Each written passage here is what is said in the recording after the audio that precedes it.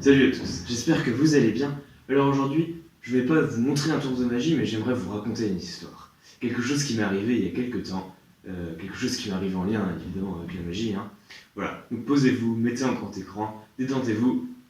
Je pense que vous allez aimer, je vous laisse découvrir ça. C'est parti, générique.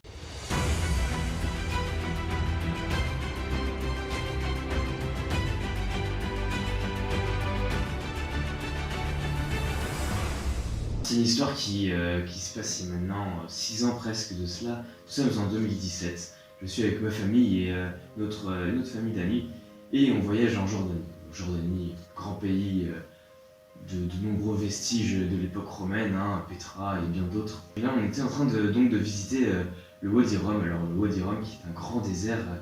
Ce désert c'est vraiment l'alliance subtile entre le désert de sable classique et le désert de roc montagneux avec des rochers avec des formes absolument extraordinaires. Voilà, donc on visite ce désert, on est accompagné d'un guide qui parle un anglais assez approximatif, on est dans nos pick-up. La dernière ville qu'on a creusée c'était un petit hameau. On est vraiment en pleine immersion, on est dans le désert, on est sûr d'y être, il n'y a pas de souci. Là, donc le premier jour, tout se passe très bien, on visite ce lieu qui est d'une féerie incroyable, on voit des rochers, des montagnes, des choses d'une forme complètement incroyable, des passages, des ponts, choses complètement, absolument magnifiques. On avance comme ça au fur et à mesure dans le désert, on prend pas mal de photos, et puis on arrive au lieu de campement. Alors là, pareil, faut pas s'attendre à un grand hôtel avec piscine et tout, non, c'est assez rustique. C'est vraiment dans l'esprit tente de bédouin classique, comme on imagine, donc les grandes tentes noires et blanches là. Alors c'est ça. Alors c'était un petit peu aménagé pour les Européens, mais c'était vraiment l'esprit.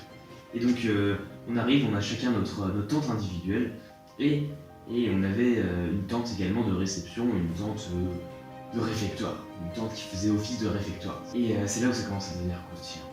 Parce que la soirée arrive, on commence à dîner, et vous allez voir, c'est à ce moment-là qu'il se passe quelque chose d'assez curieux. On arrive donc dans le soir, dans la salle dans le réfectoire si je puis dire. Et là pareil, c'est toujours dans cet esprit assez bédouin, assez rustique. On déjeune sur des petites banquettes et de ça d'épaisseur. Donc c'est assez particulier, mais il y a une ambiance, il y a quelque chose, vous voyez. Du coup on déjeune comme ça, le soir arrive, on est détendu, et puis du coup le guide me demande de faire des tours de magie, parce qu'il avait compris que je faisais de la magie. Moi effectivement, j'en faisais depuis 2-3 ans, j'avais toujours un jeu de cartes sur moi, et quand on partait comme ça en voyage, et surtout avec des amis, j'avais toujours une petite boîte où je mettais 4-5 tours, voilà. Du coup je fais mes premiers tours, et à un moment le guide m'arrête. À un certain tour, je me rappelle, c'est un tour avec une carte, avec un trou dans la carte, et je passe mon doigt dans le trou, et avec une autre carte, en fait, je donnais l'illusion de passer la deuxième carte, la carte hier, à travers mon doigt. Un tour assez lambda finalement, pas très incroyable, mais qui faisait quand même son effet. D'accord. Et du coup, moi, je refais mon tour, parce que je me dis, bon, c'est quand même notre guide, moi j'ai du haut de mes 12 ans, je vais pas commencer à 8 net. Du coup, je m'exécute, je recommence. Alors, il s'avère que notre guide était guide, mais il était également muezzin. Vous voyez, c'est ceux qui chantent en haut des minarets, dans les mosquées, ils chantent la prière, l'appel à la prière, à des horaires donnés de la journée, plutôt c'est 5h du matin, voilà, pour donner un peu l'ambiance. Donc cet homme est muezzin, et lorsqu'il me demande de recommencer mon tour, il récite, il chante, il se met à réciter, à chantonner des vers du Coran, et ça donne un aspect assez lugubre, surtout pour nous, des Européens qui connaissons pas, qui n'ont pas l'habitude, vraiment un aspect assez austère en fait, autour de ça, une ambiance assez bizarre. Et du coup, je recommence mon tour pendant que lui il chante. Après coup, on lui demande pourquoi est-ce qu'il a fait ça.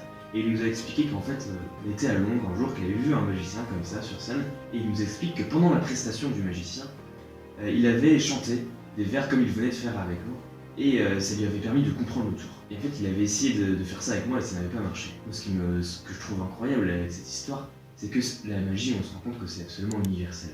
Vous voyez, on a été intrigué par cet homme qui a chanté des vers du Coran pour comprendre. Et s'il a essayé de comprendre, c'est parce qu'il était intrigué, parce qu'il était surpris.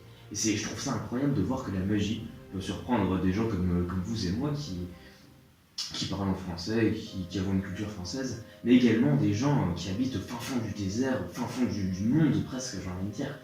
Et ça peut bluffer tout le monde. Et c'est vraiment cet aspect universel de la magie qui me touche à travers cette histoire. Voilà. Mais écoutez, j'espère que cela vous a plu, j'espère que ce nouveau format vous a plu, ça change un peu d'habitude.